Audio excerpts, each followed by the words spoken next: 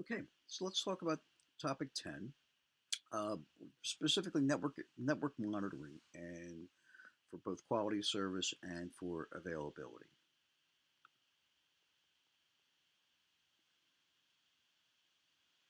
All right, so this is from on the Marsic book. This is you're going to see this in chapter 8, and then there's also a NIST article here, continuous monitoring for federal. And this is actually federal guidelines. This is from NIST, but it's basically guidelines for federal organizations for how they should structure their information security continuous monitoring. So the idea is that, um, you know, trying to monitor stuff. The whole issue, one of the biggest challenges in networking, and particularly network security, is this idea of how do you monitor this stuff? What is the state of the network? What is happening? Basically, there's, the only, for the most part, if you go into a computer data center and you look at the networking, if you look at the actual equipment, you look at the switches, you look at the routers, all you're going to see is some blinking lights. And so the question is, how do and behind those blinking lights, there's billions of packets being processed on an ongoing basis. So, how do you monitor this stuff? So there's a couple different ways, a couple different things. One was going to be this idea of sending a probe packets. Right? So there's stuff that's built into TCP/IP to let you basically send a probe that let you send the communication goes from one end to the other, and then see what information you get back.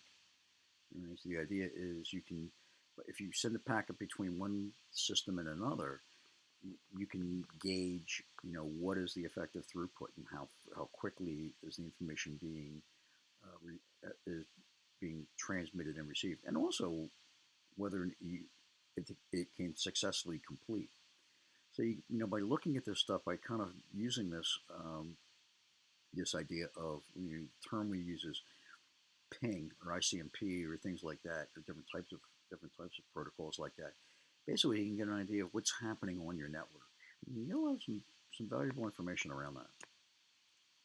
Quality of service basically is really a whole bunch of different kinds of technologies, but it's the ability to really define, from a network perspective, to be able to um, define a level of performance and have the network maintain that level of performance, especially as it goes across different types of communication, going from wide area networks to local area networks, from through switches, through routers, through different cross networks. So this idea of QoS is it's not just a technology; it's a bunch of different things that are used to basically make a network, and it operates behind the scenes.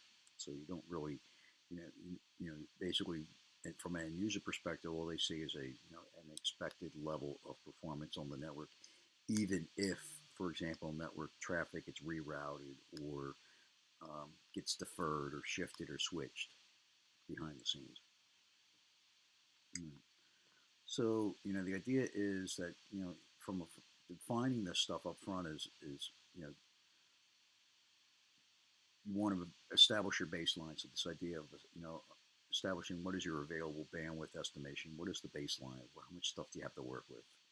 So you kind of take so your available bandwidth is really a net of, it's not simply an average of everything. It's really taking into consideration from high to low, what are your different where are your different points, because usually what will happen is your slowest point will determine your end-to-end throughput, because that's actually where that's your weakest link, as it were. So the idea of being able to understand these things and um, understanding, and it's also a changing thing too, because what will happen is it's never as you might have a network that is rated at a particular speed, but there's a lot of factors that come into it. So your actual what you see might not be what you think you were going to get. So trying to understand that makes it kind of understanding stuff on an end-to-end execution basis is really difficult. Makes it kind of dealing with network and bandwidth a challenging task. So active probing, you can actual a couple different ways you can do this stuff. So one way is to kind of check it on an ongoing basis and kind of gauging where you're, and being able to follow the path of where things are going, so you're able to monitor as you're, going from one path, because the numbers of different paths a particular network flow can transverse can change from time to time. So this idea of being able, and sometimes what will happen is it can be, depending upon uh, circumstances, some paths might be faster than others, and that might change. So it might be one path might be fast one time, and then things might happen, and then another path would become the one. So the idea of trying to dynamically understand what's happening in terms of bottlenecks and points of congestion of what's happening. So, we talk around the difference between a narrow link, which is a bottleneck, basically the which is your basically a point where you have a reduced capacity to deal with, versus which is a narrow. We define that as a narrow link or a bottleneck. That would be sort of small, a smaller, um, smaller communication path. So you have a, a 10 gigabyte pipe, connected with a 56 kilobit pipe. An extreme example, but that would be a bottleneck in between. The 56 kilobit would be as opposed to a tight link. A tight link would be communication. You can have a relatively large bandwidth, but what happens is if you push, you know, more traffic down the thing, what will happen is eventually you run out of capacity. So that's an overuse. So the difference between a tight link and a tight link and a narrow link is something to be considered as you're looking at this stuff.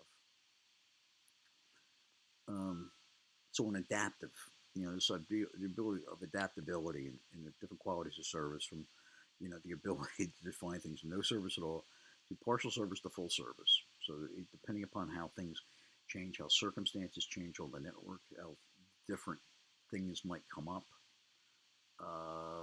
Some things might be fine in certain times during the day or during the month, and then be can radically change and continue to change. So it's not a static thing.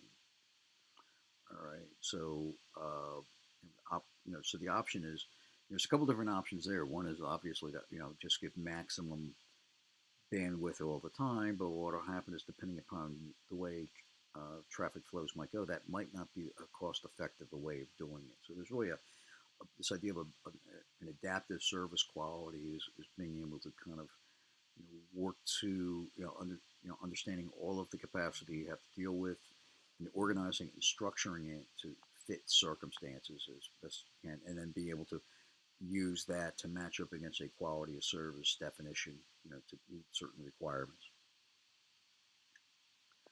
So considerations, basically, establishing it, the pricing, dealing with different kinds of behavior or patterns of traffic, fairness of service, enforcing policies and agreements. So this is a fairly complicated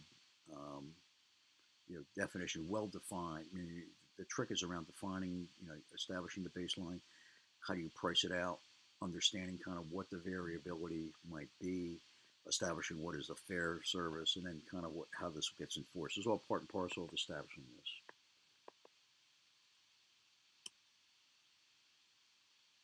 Some tools, so some different, continuous monitoring tools.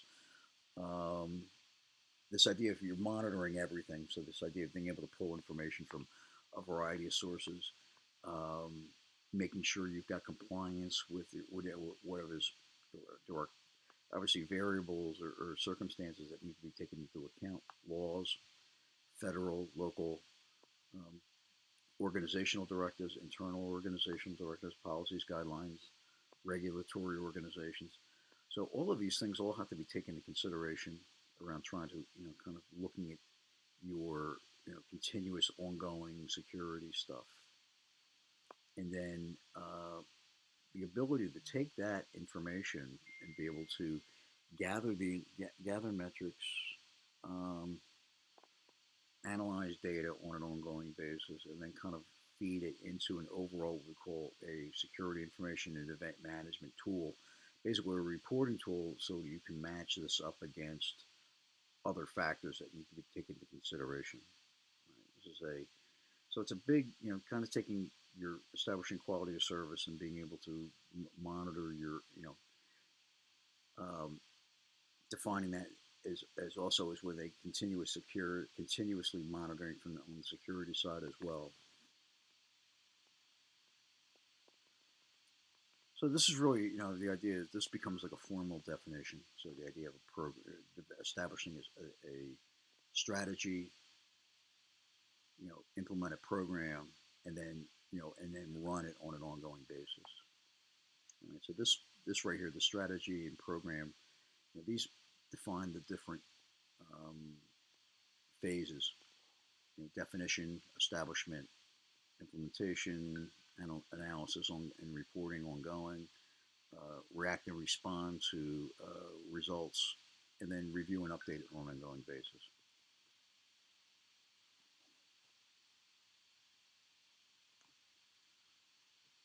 So some things and considerations. So there's different, once again, with anything in monitoring, particularly security, the ability to things that need to be taken into consideration. So control volatility, um, categorizations and impact levels, different types of objects. Some things are going to be more critical than others.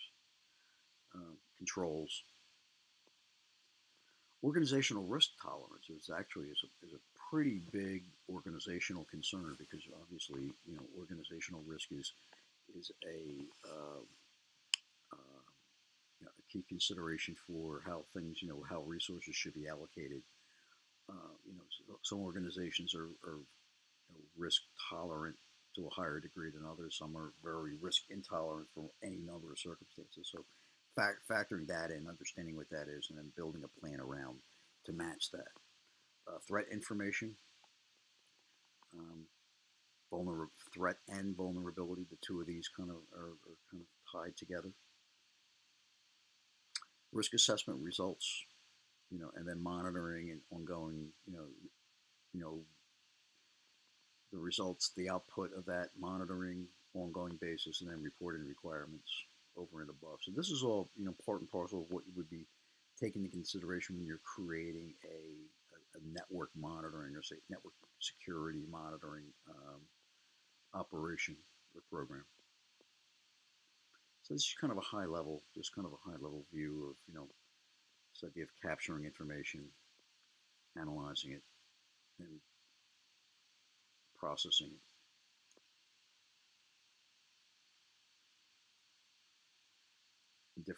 in different elements that are need to be concerned around from your end-to-end network execution.